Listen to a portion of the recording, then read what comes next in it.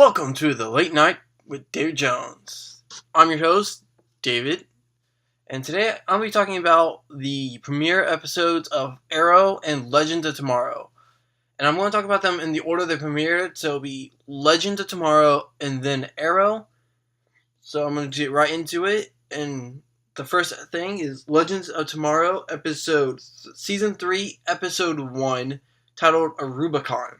When the Legends realize that they broke the timeline, Rip Hunter arrives with his new organization, the Time Bureau, to relieve them of duty. The Legends are thrilled to get a chance to put the team back together when a new threat arises when Rory spots Julius Caesar and Aruba. Sarah, Nate, and Ray devise a plan to steal the Ray Rider back from the Time Bureau in order to try and stop Julius Caesar from conquering the modern world. And this episode, for Legends of Tomorrow standards, I thought it was okay. I didn't really find a lot of the jokes they had with Julius Caesar funny, or they didn't land for me. The whole Time Bureau I thought was kind of it's a cool aspect. I'm excited to see where it goes. It was kind of funny when we get the episode, and it's pretty much we get the Legends, and it's like right when they crash, and then 2 seconds later, or maybe 5, Rip Hunter appears in a shave, suit, cut or haircut, and he announced he has a new organization called the Time Bureau. And seeing the Legends break up, I expect it to happen at some point in this series, but seeing them in their day-to-day lives, I thought was just It was bland. It was just so weird and out of place. Sarah in a Bed Bath and Beyond look-alike. Nate is in Central City with Maya, and helping Kid Flash and Vibe, I'm assuming, protect Central City. And Ray is in Silicon Valley talking about he's working for some app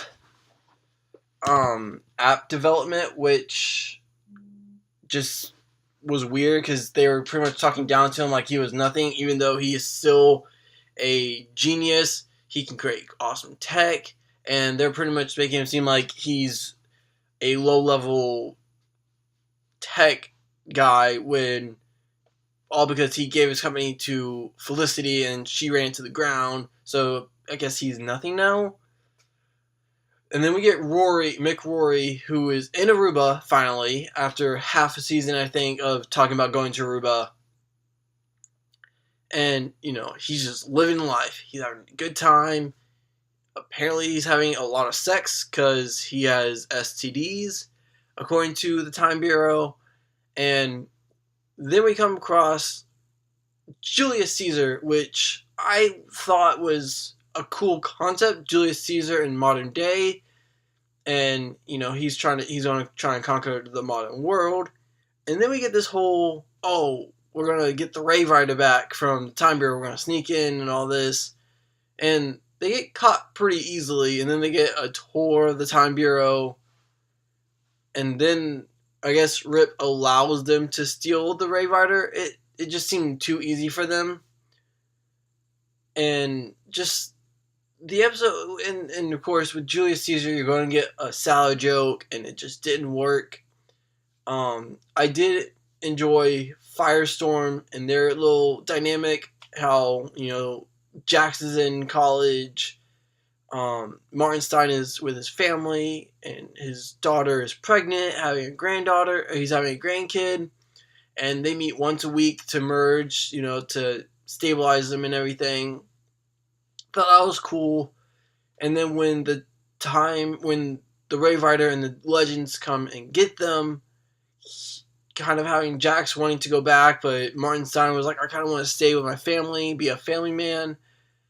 And then we see Martin, I don't want to say cave, but he all right, I'll go, which I think was kind of nice because Martin Stein did drug Jax twice to go on to trips with the Legends of Tomorrow. And so that was nice. I enjoyed the character of Rory because I think he is still pretty cool for the most part. Those one-liners he had were very slacking. And having this issue with the Time Bureau where the Time Bureau thinks they're all this and they're better than the Legends, and all the Legends does is mess up, when if you really think about it, the Legends, they do mess up. They do go to fix something and cause it to get worse, but then they end up fixing it at some point. And they did kind of save the timeline, time zones. They pretty much saved all of time 2 seasons in a row, from the Legion of Doom with the Spear of Destiny and Vandal Savage, which tried to blow up time, if I remember that correctly. So it's like, you gotta give them a little more like slack. It's like, yeah, they mess up, but they get results when they need it. I am curious to see where this season is going onwards from here. I will continue watching, and because I still have fun with the show, because it's what the show is. It's just a group of misfits come together, have fun, or cause mayhem, save the time, and it's cartoonish. It's what it advertises it to be, and I get what I want from it. So I'm gonna continue watching it. I'm gonna give this episode a 4 out of 5. For a Rubicon Legends of Tomorrow Season 3 premiere. And I'm going to move on to Arrow, and the synopsis for Arrow, which is also titled Fallout, I believe. Yeah.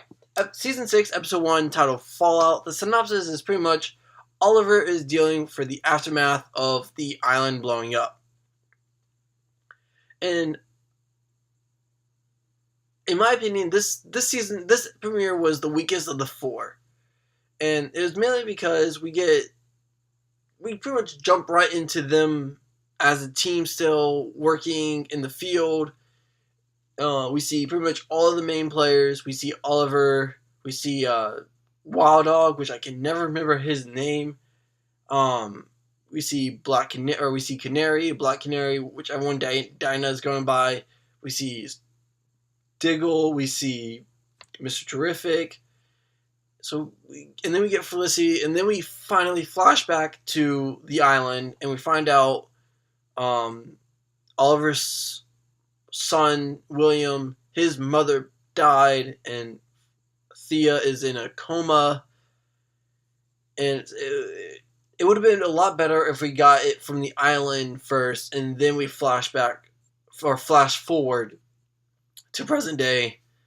The fact that this episode, it was kind of, it was meh. Like, there are some things I really enjoyed. I enjoyed getting we get the Oliver Queen, like, trying to be a mayor, and then also working in the field and trying to deal with, having a son now.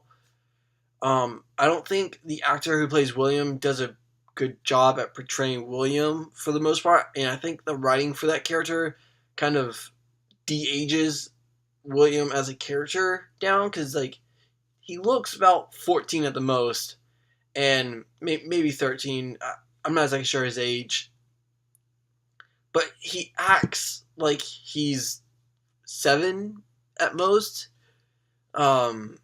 So I kind of hope that gets I hope that gets better, like, because I do think Stephen Moe does a good job at portraying a father figure to him, and I think that mainly is due to him having a daughter and being a father himself.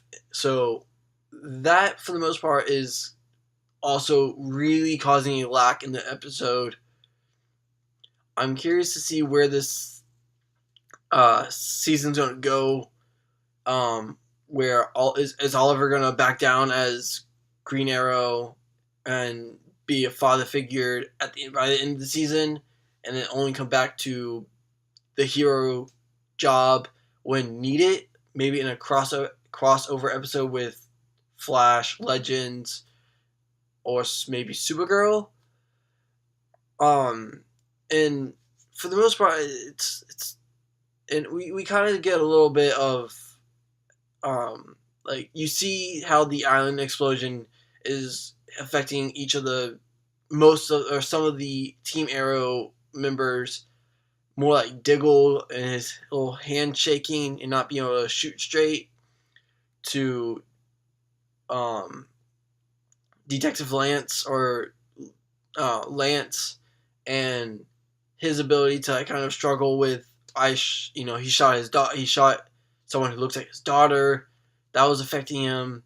And Dinah and Lance keeping the secret that he shot Black Canary or Black Siren to it. And I don't know, it's kind of falling short for me this episode. I do see the potential for this season to get better. I am looking forward to who we get as villains in the show.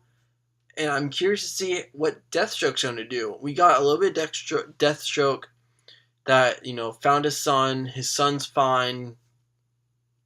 He's going to go see his son.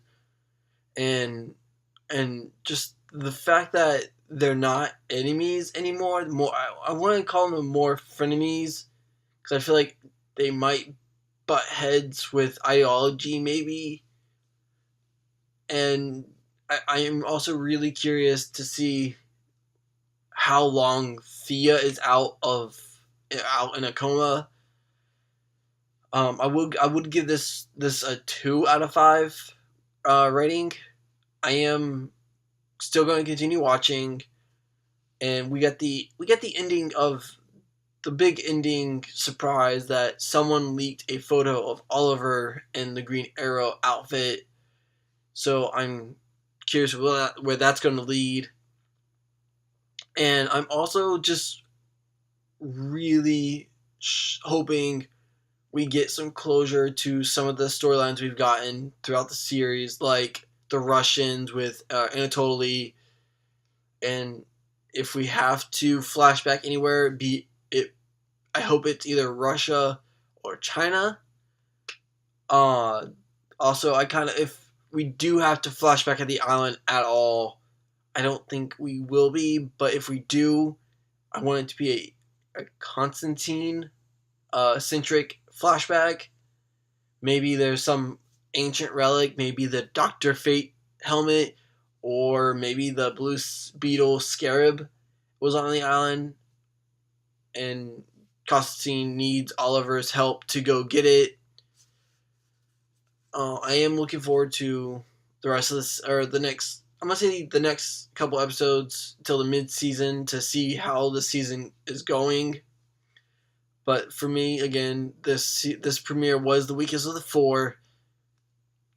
And it was mainly because of writing, because I think the actors do a pretty good job portraying their characters. And I don't want them to prolong the reveal of the stuff affecting the team, like Diggle and his shaking. And I just don't want I don't want William to be a pivotal role in the season if they're just going to make him act like he's a 7-year-old kid or a 5-year-old. But the one positive thing about William I will give is I do like we saw in the crossover 2 years ago that he loved the Flash, and I love how we saw him with a Flash backpack in this season. So that's great. Thank you for listening to the Legends of Tomorrow and Arrow premiere episodes.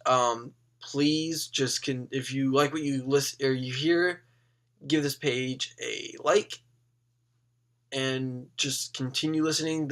I'll have videos for the other CW superhero shows pretty much every week to continue with the series of the seasons. So thank you and have a good night. Bye.